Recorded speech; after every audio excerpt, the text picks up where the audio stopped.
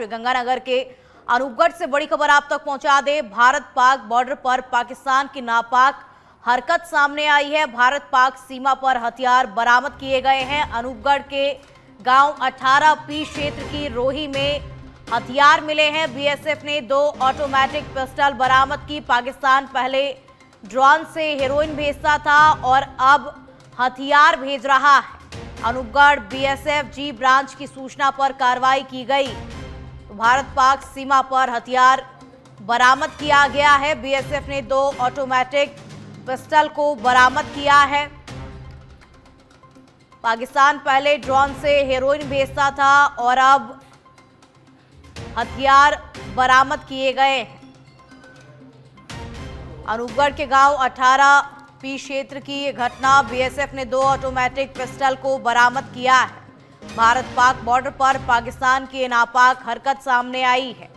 अनूपगढ़ के गांव 18P क्षेत्र की रोही में हथियार मिले हैं और भारत पाक सीमा पर हथियार बरामद कर लिए गए हैं। अनूपगढ़ के गांव 18P क्षेत्र की रोही में ये हथियार मिले। बीएसएफ ने 2 ऑटोमेटिक पिस्टल को बरामद कर लिया है। पाकिस्तान पहले ड्रोन से हेरोइन भेजता था और अब हथियार भेज रहा है। तो नापाक हरकत पाकिस्तान के सामने आई। बीएसएफ ने 2 ऑटोमेटिक पिस्टल को बरामद कर लिया है और भारत पाकिस्तान सीमा पर हथियार बरामद किया गया है। पहले ड्रोन से पाकिस्तान हेरोइन भेजता था और अब हथियार भेज रहा है। भारत पाक सीमा पर हथियार बरामद कर लिया गया है। अनूपगढ़ के गांव 18P क्षेत्र की रोही में यह हथियार मिले और बीएसएफ ने 2 ऑटोमेटिक पिस्टल को बरामद कर लिया है। पाकिस्तान पहले ड्रोन से हेरोइन भेजता था और अब हथियार भेज रहा है। तो ये नापाक हरकत पाकिस्तान के सामने आई। राजस्थान सरकार सब इंस्पेक्टर भर्ती परीक्षा 2021 को रद्द नहीं करेगी। सरकार ने राजस्थान हाईकोर्ट जयपुर खंडपीठ में जवाब पेश कर दिया है। जवाब की कॉपी सभी पक्षकारों को दे दी गई है। इस मामले में जस्टिस समीर जैन की अदालत में सुनवाई हुई। कोर्ट ने इस मामले में किसी भी नए आदेश को लेकर रोक लगा दी। आगे की सुनवाई के लिए 10 फरवरी 2025 की डेट दी गई है। इससे पहले सरकार के अतिरिक्त महाधिवक्ता विज्ञान शाह ने कोर्ट में जवाब पेश किया है। इसमें कहा गया कि अभी मामले की जांच चल रही है। हमने पेपर लीक में शामिल लोगों को पकड़ा है। डमी व नकल करने वाले करीब 40 ट्रेनी एसआई को हमने सस्पेंड कर दिया है। आगे भी कार्रवाई जारी रहेगी। फिलहाल सरकार भर्ती रद्द करने जैसे बड़े फैसले नहीं ले सकती है। वहीं याचिकाकर्ता के वकील हरेंद्र नील ने कहा कि सरकार का जवाब गोलमोल है। सरकार गुमराह करने का प्रयास कर रही है। हम इसका पुरजोर विरोध करेंगे। एक बहुत बड़ा आदेश दिया है इस मामले में। एसआई भर्ती 2021 में सभी तरह की ट्रेनिंग प्रोग्राम को रद्द कर दिया है। एसआई भर्ती 2021 को लेकर जो ट्रेनिंग चल रही थी उसमें सभी रोक लगा दी। इसके साथ ही इस पूरे मामले के लिए एक न्याय मित्र की, जिसे एमिकस क्यूरी कहते हैं, वो उनके नियुक्ति किए हैं। एएसजी आरडी रस्तोगी को इसमें न्याय मित्र बनाया गया है ताकि वो कोर्ट को असिस्ट करेंगे। इसके साथ ही एक बड़ा सवाल जो है हाईकोर्ट ने आज कहा कि आखिर जो है इस पूरे मामले पे, चूंकि इतना बड़ा मामला है और फिर भी जो है मुख्यमंत्री का कार्यालय है वो इस पर चुप क्यों है। मेरे साथ मौजूद हैं जो इस मामले में चयनित अभ्यर्थी हैं, उनकी ओर से जो अधिवक्ता है हरेंद्र नील। हरेंद्र, आज की सुनवाई को लेकर अब खास तौर से जो बिंदु उठाए कोर्ट ने वो क्या है? कोर्ट ने अपने आदेश में स्पष्ट तौर पे लिखा है कि जो किसी भी प्रकार की फील्ड ट्रेनिंग या पोस्टिंग है उस पे कम्प्लीटली रोक रहेगी। कोर्ट ने जो 18/11/2024 को यथास्थिति का आदेश दिया था उसे और क्लैरिफाई करते हुए कर दिया है कि किसी भी तरीके की फील्ड ट्रेनिंग या पोस्टिंग का वो कार्य नहीं कर पाएंगे। और कोर्ट ने अभी तक जो सरकार द्वारा कार्य किया गया है उसे अवमानना भी माना। और इसके साथ ही साथ जो सीनियर एडवोकेट हैं दीपक रस्तोगी साहब, उन्हें जो कि एडिशनल सॉलिसिटर जनरल हैं, उन्हें न्याय मित्र नियुक्त किया है। उनकी क्या भूमिका रहेगी वापस सुनवाई के लिए? जैसे 4 फरवरी तय की है, तब तक न्याय मित्र के रूप में क्या भूमिका रहेगी? किन किन बिंदुओं पे उनको असिस्ट करना कोर्ट को? न्याय मित्र वह व्यक्ति होता है जो कोर्ट को असिस्ट करता है एक निष्पक्ष होके कि इस मामले में एक पब्लिक परसेप्शन या एक ओपिनियन क्या है और इसमें क्या करना चाहिए, और जो सम्मानीय व्यक्ति होता है उसको न्याय मित्र नियुक्त। हरेंद्र जी, मेरा सवाल ये है कि इस मामले में जो तीनों एसआईटी की चाहे जांच रिपोर्ट थी, इसके साथ ही महाधिवक्ता की राय और इसके साथ ही सब कमेटी की रिपोर्ट की बात जो थी वो पेश नहीं की, उसे लेके कोर्ट ने क्या कहा? जो महाधिवक्ता की राय है वो कोर्ट के सामने रखी गई थी, लेकिन एसआईटी की रिपोर्ट और जो सब कमेटी की रिपोर्ट है उसको पेश करने के लिए सरकार के द्वारा अतिरिक्त महाधिवक्ता के द्वारा थोड़ा समय चाहा गया। अगर इस पूरे मामले में कहा जाए, सरकार ने यह भी कहा कि जो पिटिशनर हैं वो कहीं न कहीं जो ये जांच के बीच में ही रिपोर्ट मांग रहे हैं, तो इसको प्रभावित करना चाहते हैं। बिल्कुल गलत है। कोर्ट ने भी यह कहा कि हम कैसे प्रभावित कर सकते हैं, हम केवल अपने न्याय की बात कर रहे हैं, और ये तो अंतहीन सिलसिला है, कब तक जो इन्वेस्टिगेशन है विभाग द्वारा किया जाएगा। इसलिए जल्द से जल्द हमारा यह तर्क रहा कि इस मैटर को फाइनली सुन लिया जाए और इसमें जो भी आदेश आता है उसको करके और इसे सुना जाए।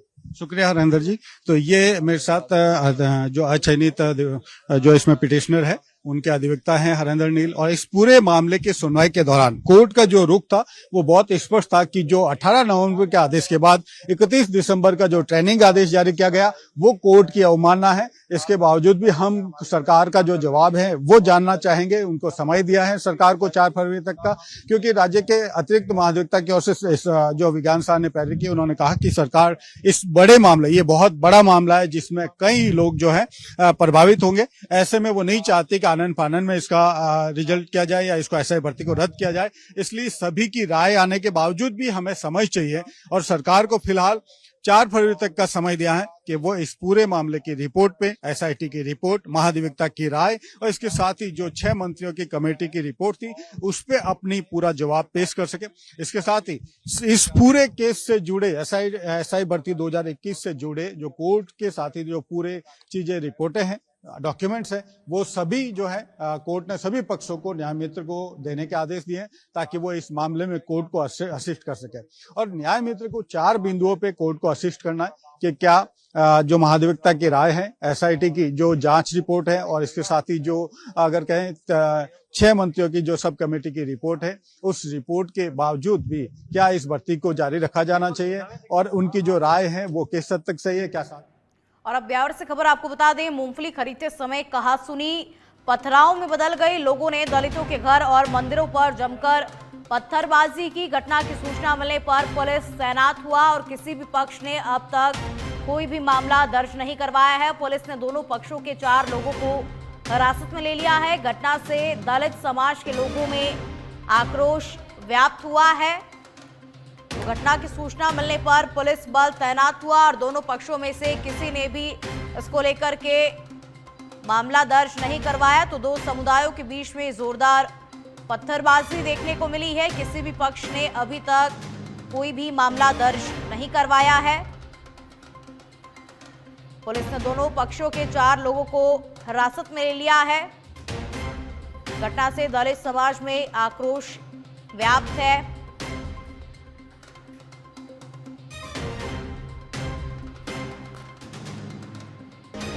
समुदायों के बीच में जोरदार पत्थरबाजी देखने को मिली। मूंगफली खरीदते समय कहासुनी जो है वो पथराव में बदल गई और लोगों ने दलितों के घर और मंदिरों पर जमकर पत्थरबाजी की। इससे दलित समाज में आक्रोश व्याप्त है। घटना की सूचना मिलने पर पुलिस बल तैनात हुआ है, लेकिन दोनों पक्षों में से भी किसी ने अभी तक कोई भी मामला दर्ज नहीं करवाया। लेकिन पुलिस ने दोनों पक्षों के 4 लोगों को हिरासत में ले लिया है।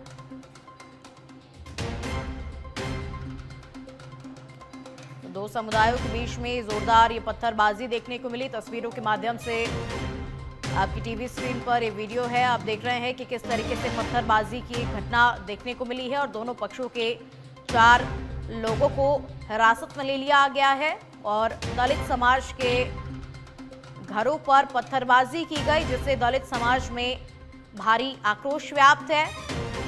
2 समुदायों के बीच में ये पत्थरबाजी देखने को मिली है। लोगों ने दलितों के घर और मंदिरों पर जमकर पत्थरबाजी की और कहासुनी ये धीरे धीरे पत्थरबाजी में बदल गई और एक दूसरे पर दोनों पक्ष जो थे वो पत्थर चलाने लगे। लेकिन किसी भी पक्ष ने अभी तक कोई भी मामला दर्ज नहीं करवाया है। और अधिक जानकारी के साथ संवाददाता विष्णु फोन लाइन पर जुड़ चुके हैं। विष्णु, क्या कुछ कारण रहा, आखिर क्यों ये कहासुनी हुई पूरी और इस तरीके से फिर ये कहासुनी पत्थरबाजी में बदल गई?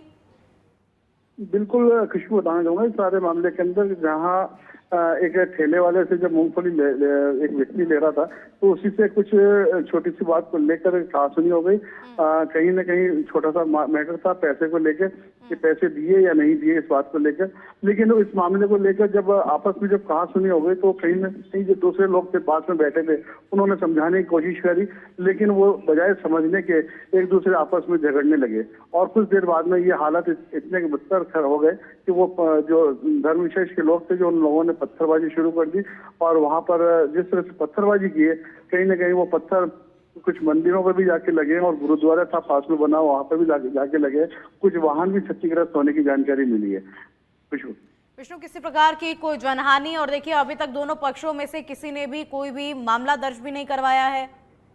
बिल्कुल, कहीं भी अभी तक इन दोनों पक्षों की तरफ से कोई मामला दर्ज नहीं हुआ, लेकिन पुलिस ने धर्म सांप्रदायिक सौहार्द बिगाड़ने के मामले को लेकर 5 जनों को गिरफ्तार कर लिया और 2 जने तो इधर से जो मूंगफली बेचने वाले थे उन लोगों को गिरफ्तार किया और वहीं 3 जनों को जो वहां पर उत्पाद बचाने के लिए आए थे उन लोगों को गिरफ्तार किया है और एहतियाती तौर पर वहां पर पुलिस बल तैनात कर रखा और पूरी तरह से निगरानी बनाए हुए हैं।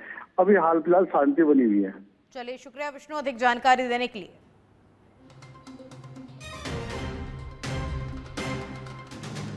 चित्तौड़गढ़ की कपासन से खबर अब आपको बता दें, नगरपालिका उपचुनाव की मतदान प्रक्रिया जारी है। उपचुनाव को लेकर मतदाताओं में खासा उत्साह देखने को मिला है। कड़ाके की ठंड में भी मतदान केंद्र के बाहर मतदाताओं की लाइनें लगी हुई हैं और सुरक्षा को देखते हुए मतदान केंद्र पर पुलिस जाब्ता मौजूद है। वार्ड 17 के 443 पुरुष और 442 महिला जो है वो मतदान करेगी, तो मतदान केंद्र पर पुलिस जाब्ता भी मौजूद है और कड़ाके की ठंड में भी लोग मतदान करने से पीछे नहीं हट रहे हैं, अपने हक का प्रयोग कर रहे हैं और मतदाताओं में खासा उत्साह देखा गया है।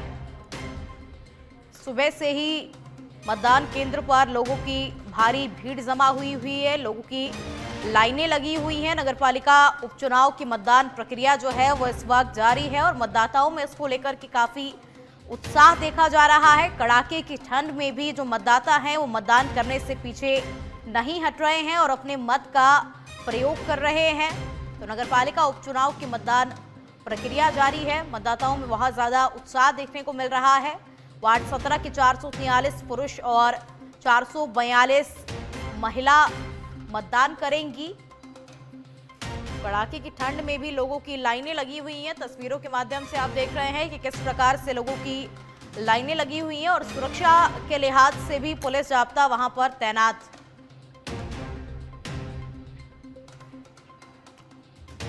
वक्त हो चला एक छोटे से ब्रेक का, खबरें अभी भी जारी है, बने रहे सच बेधड़क के साथ।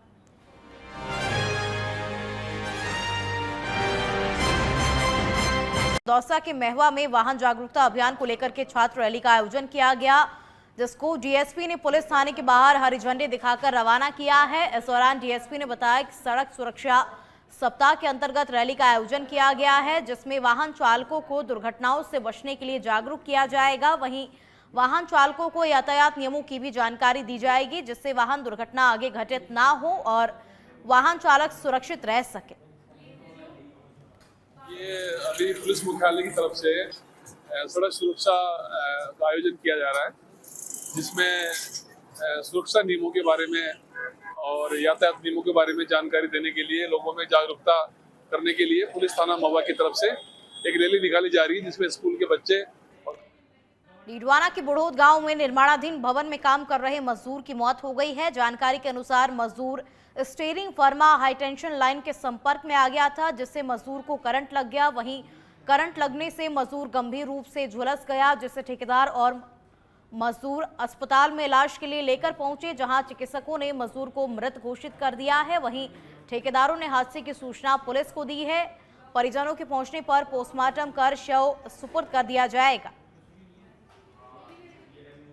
तो हाई टेंशन लाइन के संपर्क में आने से मजदूर की मौत हो गई है। चिकित्सकों ने मजदूर को मृत घोषित कर दिया। और अब खबर जयपुर से है, जहां एचएमपीवी वायरस फैलने के बाद जेके लोन अस्पताल भी सतर्क हो गया है। आपको बता दें, बच्चों में एचएमपीवी के अब तक 9 केस मिल चुके हैं, जिसके चलते जेके लोन अस्पताल में प्रशासन ने अलग से 10 बेड का एक आइसोलेशन वार्ड बनाया है, जिसमें 8 बेड सामान्य और 2 आईसीयू बेड हैं। इसके अलावा सांस संबंधी दिक्कतों से जूझ रहे बच्चों के उपचार के लिए अलग से ओपीडी भी शुरू की गई है, जिसमें वायरस से संबंधित लक्षण मिलने वाले बच्चों को ही देखा जा रहा है।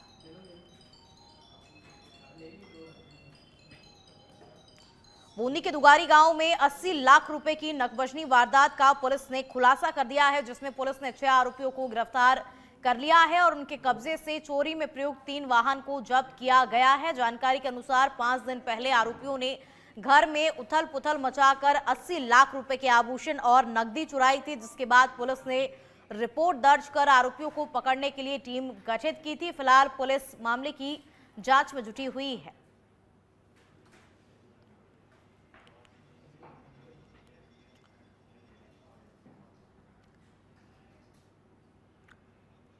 चित्तौड़गढ़ की कपासन से अब खबर आपको बता दें, दुर्घटना की खबर को कवरेज करने गए रिपोर्टर के साथ में मारपीट की गई है। सड़क दुर्घटना का कवरेज करने के लिए पत्रकार पहुंचे थे और उनके साथ में मारपीट की गई है। अरविंद गर्ग गए थे कवरेज के लिए, जिनके साथ में मारपीट की गई है, जहां दबंगइयों ने अभद्रता करते हुए उनके साथ में मारपीट की और सूचना पर प्रधान हेमेंद्र सिंह भी मौके पर पहुंचे। आपसी समझाइश के प्रयास हो रहे हैं, तो पत्रकार के साथ मारपीट की गई है। पत्रकार कवरेज करने के लिए गया हुआ था और वहां उसके साथ अभद्रता से व्यवहार किया गया, उसके साथ में मारपीट की गई है। आपसी समझाइश के प्रयास जो हैं वो लगातार जारी है, लेकिन देखिए ये बहुत ही गलत है एक पत्रकार के साथ इस तरीके से मारपीट होना।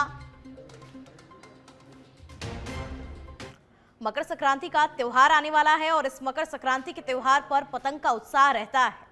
आज हम आपको जोधपुर के एक ऐसे पतंगकार से रूबरू करवाएंगे जो भारत ही नहीं अन्य देशों की यात्रा करते हुए अपने भारत के कल्चर को अन्य देशों में भी प्रमोट किया है। Dubai, Taiwan, Australia, America, Indonesia, Malaysia, Thailand, Cambodia, Vietnam सहित कई देशों में पतंग के माध्यम से देश के कलर को प्रमोट कर चुके हैं। आइए आपको मिलवाते हैं अजगर बेलीम से, जो जोधपुर के रहने वाले हैं। इनकी प्रधानमंत्री नरेंद्र मोदी भी तारीफ कर चुके हैं। ये काइट फेस्टिवल में जाते हैं और भारत के कलर को पतंग के माध्यम से देश दुनिया में प्रदर्शित करते हैं।